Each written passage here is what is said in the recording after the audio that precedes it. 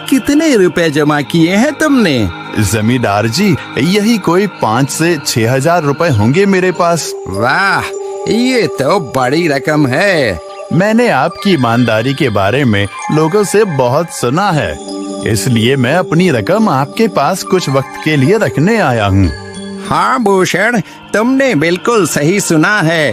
तुम्हारी रकम मेरे पास पूरी तरह से सुरक्षित रहेगी। तुम अब चिंता ही छोड़ दो, मैं सब देख लूँगा। भूषण अपने पैसों की थैली जमींदार को दे देता है। ये पूरे 5,800 रुपए हैं, आप गिनकर देख लीजिए। गिनने की क्या जरूरत है, तुम तो जगत सेठ के आदमी हो, मुझे तुम पर पूरा विश्वास है।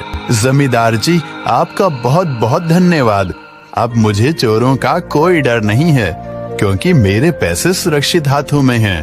अरे भूषण, कोई बात नहीं, धन्यवाद तो मुझे बोलना चाहिए, जो तुम मेरे पास आए अपने रुपए रखने के लिए। भूषण अपने पैसे जमींदार को देकर अपने घर चला जाता है। हाँ भूषण, तुम्हारे पैसे मेरे हाथों में ही अच्छे लगते हैं। ऐसे ही भूषण ईमानदारी और मेहनत से जगत सेठ के यहाँ काम कर रहा था। देखते ही देखते 2 साल ऐसे ही बीत जाते हैं। एक दिन भूषण सोचता है, अब बहुत साल हो गए जगत सेठ के यहाँ काम करते हुए। वैसे सेठ जी तो बहुत अच्छे इंसान हैं, पर सोच रहा हूँ कि खुद की जमीन लेकर उस पर मेहनत करूँ, तभी मैं बड़ा आदमी बन सकता हूँ।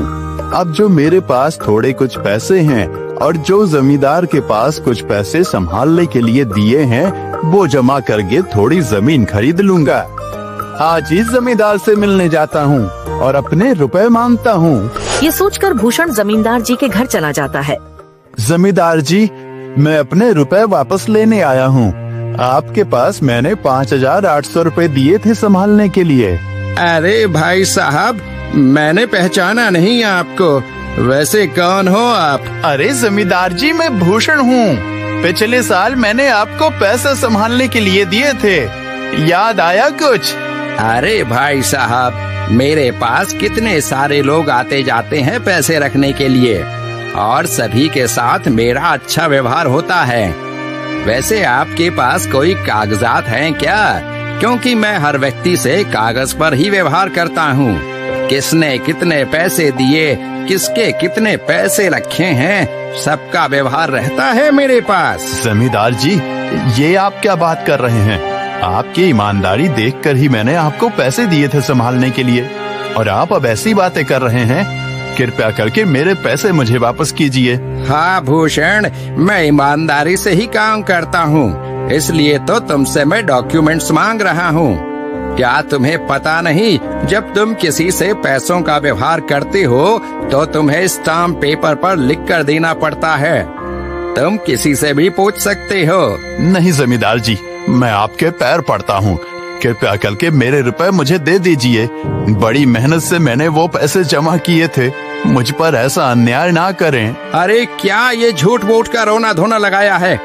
लगता है तुम ढोंगी हो और मेरी ईमानदारी और भोलेपन का फायदा उठाकर मुझसे ये रुपए लेने आए हो। रुक, तुझे अभी सबक सिखाता हूँ। जमींदार अपने आदमियों को बुलाकर भूषण की पिटाई करने को कहता है। इसे तब तक मारो जब तक ये बेहोश ना हो जाए। इस 2 कौड़ी के आदमी ने मेरी ईमानदारी पर सवाल उठाया है, इसे छोड़ना मत। जमींदार के आदमी भूषण को डंडे से खूब मारते हैं। फिर भूषण दुखी होकर अपने घर चला जाता है। भूषण के शरीर पर घाव के निशान स्पष्ट दिखाई दे रहे थे। 2 दिन से भूषण घाव के दर्द के कारण जगत सेठ के घर काम के लिए नहीं जा पाता है। इसलिए अगले दिन जगत सेठ भूषण के पास आ जाते हैं। वह देखते हैं कि भूषण खाट पर सो रहा है और वह बड़ा ही चिंता में नजर आ रहा है। भूषण भाई, तुम 2 दिन काम पर नहीं आए, क्या हुआ भाई? तबीयत ठीक है ना तुम्हारी? कुछ समस्या है क्या? अरे सेठ जी, आप खुद यहाँ आए हो, आप खबर भिजवाते तो मैं खुद चला आता। अरे भूषण, कोई बात नहीं, तुम्हें देखकर लगता है तुम बीमार हो। क्या हुआ है तुम्हें? जगत सेठ, क्या बताऊं,